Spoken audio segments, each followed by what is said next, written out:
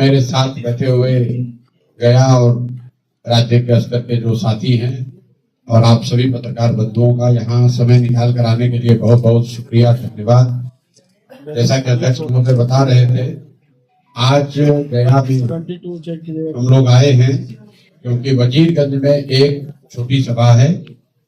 ये जो अभी प्रयास हो रहा है, ये बिहार बदलाव यात्रा जो हम लोगों ने शुरू की है जेपी के सिटाप दियारा से, जेपी के गांव सिटाप दियारा से, आज से करीब 20 दिन पहले जो यात्रा शुरू हुई है, उसका मुख्य उद्देश्य ये है कि पिछले 2-2.5 बरस से पदयात्रा के माध्यम से या अन्य माध्यमों से बिहार के जन जन को जन स्वराज की परिकल्पना, इस प्रयास, इस विचारधारा के बारे में जाकर बताने का प्रयास किया गया है।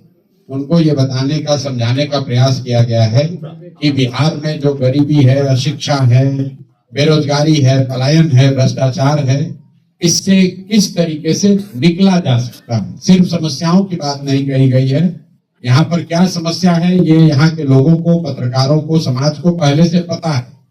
लेकिन पिछले 2.5-3 वर्षों में जन स्वराज ने ये प्रयास किया है कि इससे निकलने का एक रास्ता बताया जाए, और सिर्फ बताया ना जाए, समाज की इस बात के लिए मदद की जाए कि वो साथ में आकर ये रास्ता खुद से कैसे बना सके। उसी का परिणाम है कि 2.5 बरस के प्रयास के बाद पिछले वर्ष 2 अक्टूबर 2024 में जन स्वराज एक पॉलिटिकल पार्टी के तौर पर उसका गठन हुआ। जिस दिन जन स्वराज पार्टी का गठन हुआ है, उस दिन करीब 1 करोड़ से ज्यादा संस्थापक सदस्य जन स्वराज से जुड़े। उसके बाद जन स्वराज परिवार की जो गति है, उसमें लोगों के जुड़ने की जो प्रक्रिया है वो बढ़ती ही जा रही है। वो आपको भी दिखता होगा। आज से 2 बरस पहले शायद गया में, औरंगाबाद में ज्यादातर लोग ये भी नहीं जानते थे कि जन स्वराज क्या है।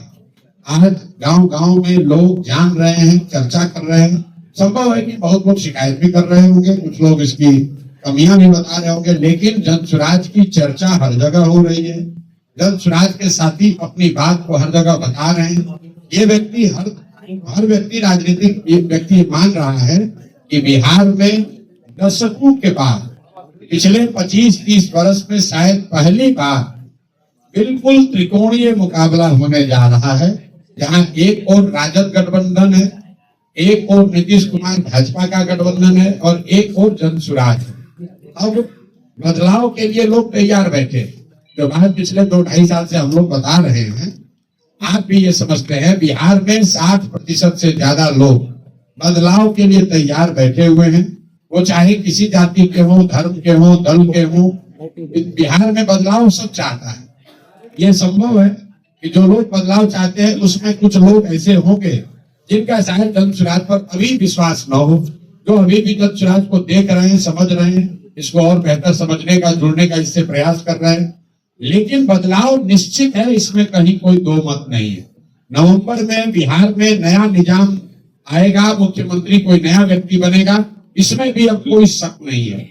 अब बस जो लड़ाई है वो बस इतनी है कि अगले 3-4 महीने में बिहार की जनता को ये तय करना है कि वो बदलाव जब कर रही है तो बदलाव के नाम पर वही घिसे पीटे पुराने लोग जिनको पिछले 30-35 साल में उन्होंने देख लिया, जांच लिया, परख लिया, उन पर फिर दाव लगाना चाहते हैं, या फिर उनके सामने जनता के द्वारा बनाया हुआ एक ईमानदार सशक्त विकल्प जो पहली बार यहाँ पर 243 सीटों पर अपने उम्मीदवार को उतारेगा।